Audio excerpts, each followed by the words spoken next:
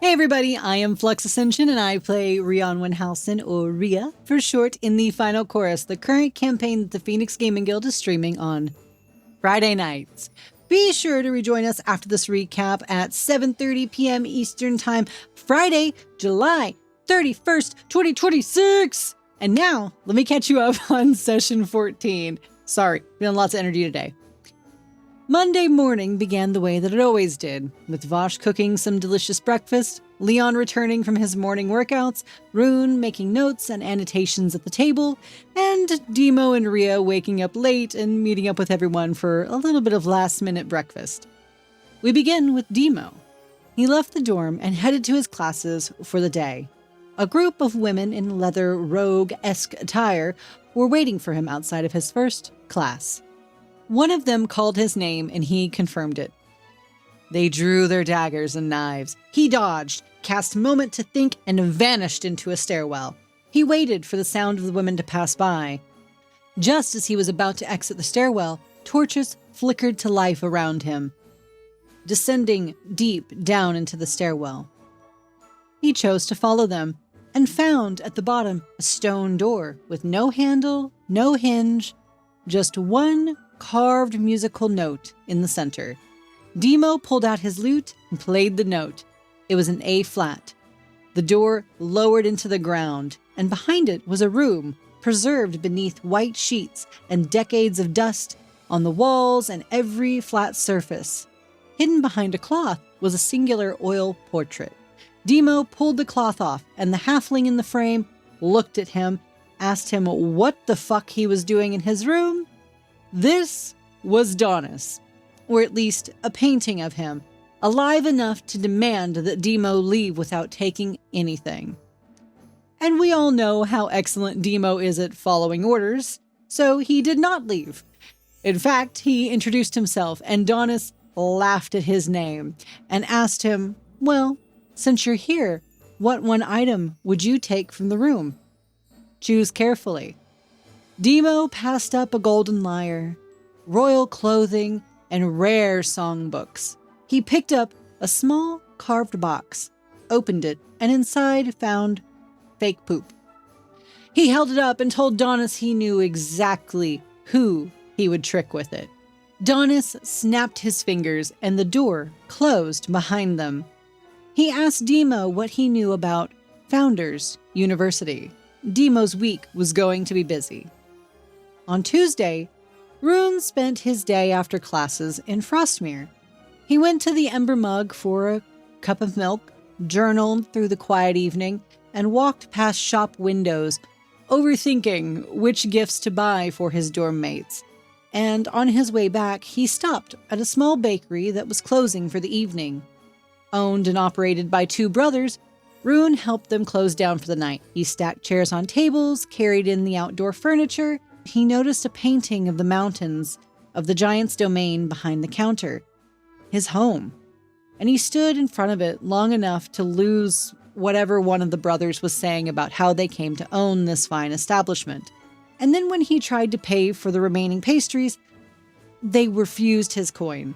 And on his way out, he pushed a small bag of 5 gold pieces into the door frame. He walked back to the dorm with a box of sweets to share. He didn't stay up for a cup of tea with the party, however, as it was far, far past his bedtime. But on his way up to his room, he left a note and a small bag on Rhea's bed, and then continued to go to bed. On Wednesday, Vosh spent his day getting his leg fixed first at the infirmary, and then climbing the many, many steps of High Throne Tower to go see Derek. He wanted answers about what had happened in the arena, and Derek gave him some. He pulled a pocket watch out of his coat, held it up, and asked Vosh when he had first wild-shaped. Vosh said when he was 1 year, maybe 2 years old, he had been alone in the woods, something had attacked him, and then he had woken up as a bear with no memory of turning. Derek clicked the watch, and they walked through Sialma Grove as ghosts, watching a young Vosh steal food from a bakery window, food that was deliberately being left out for him by the human cook. Vosh had never realized that this man was aware of his thievery. Then Derek clicked the watch further back.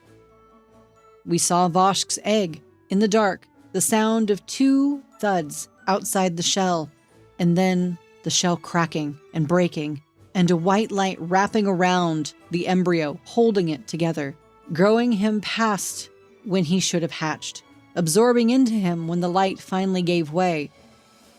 And there, a young baby Vosh came crawling out of some rubble.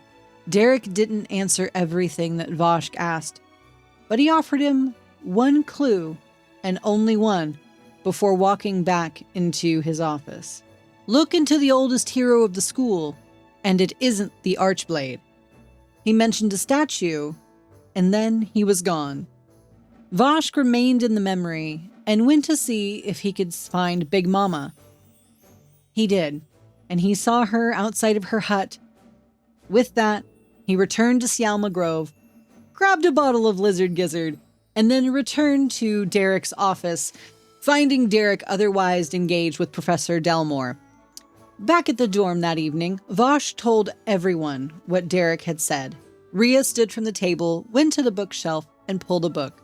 She dropped it onto the table, flipped it open to a page that said, Perry, the Platypus Barbarian. A platypus who had once saved Highthrone from a horde of giant evil ducks. Slayer of the 7 kings, or so the legend went. Rhea had assumed the entire passage was a joke, amended to this book by some delinquent or creative student. Rune confirmed a statue of a platypus barbarian did indeed exist. Where? He didn't know. The party decided to call it a night. On Thursday, after her regular classes, finding out that she was excused from her regular evening classes with Professor Delmore this evening, Rhea decided to walk around the campus. She had been trying to think of a way to reach out to Lyra since the tournament last week. And she finally saw Lyra taking one of the carriages that goes to Frostmere. So Rhea went as well. She walked around Frostmere, looking around, stopped at a shop to use the funds that Rune so generously gave her to purchase some components. That was when she spotted Lyra sitting at the edge of the river, her feet dangling through the railing, watching a ferry cross over below. Rhea sat next to her, and in pure Rhea style, cut right to the chase. We didn't use a battle song. Lyra didn't look like she believed her, and admitted that Silas used a battle song in the tournament last year, and that was why they won as freshmen. And that's also the reason Silas is so certain the party had cheated, just because he had. They sat in silence for a few moments when Lyra took her hand. Rhea missed whatever Lyra was signaling. Rhea carried the information about Silas back to the dorm and had not yet found the right moment to share it with the rest of the party. Later that evening, Rhea was alone in the dorm room putting out the fire when someone knocked on the door. When she answered, it was Lyra. She stood hesitantly on the doorstep as rain began pouring down. She wouldn't come inside.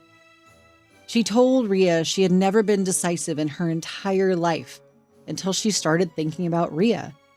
And Rhea reached out to pull her into the dorm, and at that moment, Lyra leaned forward and kissed her, snapped her fingers, and she was gone.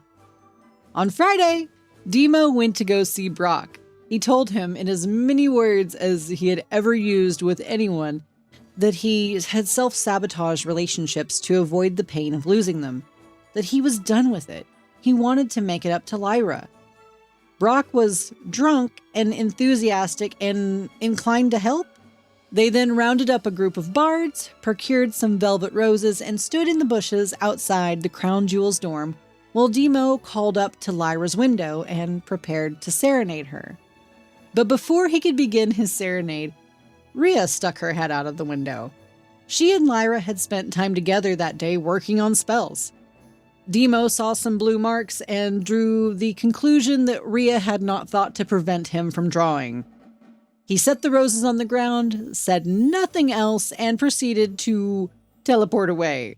He went straight down to Donis's door, played the A-flat note again, and stepped inside. Back at the dorm, the party sat around trying to figure out where Perry's statue was.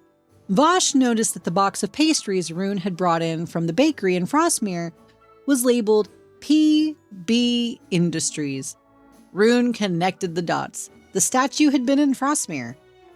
Before they could leave, a knock sounded on the door.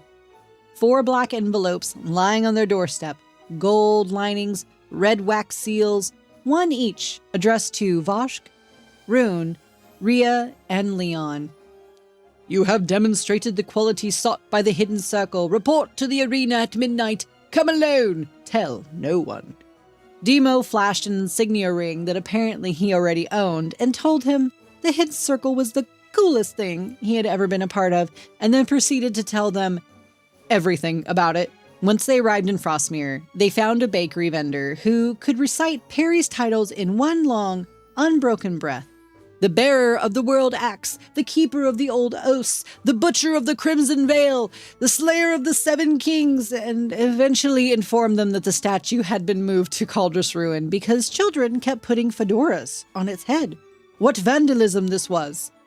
On their way through Frostmere to the statue's old location, they ran into Theodore. He was extremely drunk, carrying groceries that consisted almost entirely of butter and other dairy products. Apparently heartbroken over Rhea's professor who was seeing some unknown new suitor. He pulled the party aside into the woods and confessed. The T-Rex had always been on campus. It was on campus because Theodore, years ago, had wanted to be a bard. He had thought that if he did a backflip off of a T-Rex into a flaming pool, that would be enough to prove he is a bard. Then he added that Cauldress Ruin was not somewhere any of them were ready to go yet, and Rhea would have to teach them how to be with the Fae before they even attempted that journey. The party returned to High Throne, putting Theodore to bed in his office, protected by none other than Fluffy the hamster.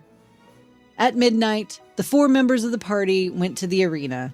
They stepped into the water. A booming voice sounded from all around them and welcomed the new initiates of the Hidden Circle. Through these trials, the voice said, the party would prove themselves ready to join a faction that could teach them one thing no other faction at High Throne could: how to create battle songs. Rune and Rhea looked at each other in disbelief. Find out what happens next week. We are the Phoenix Gaming Guild. This is the final chorus. See you at the table.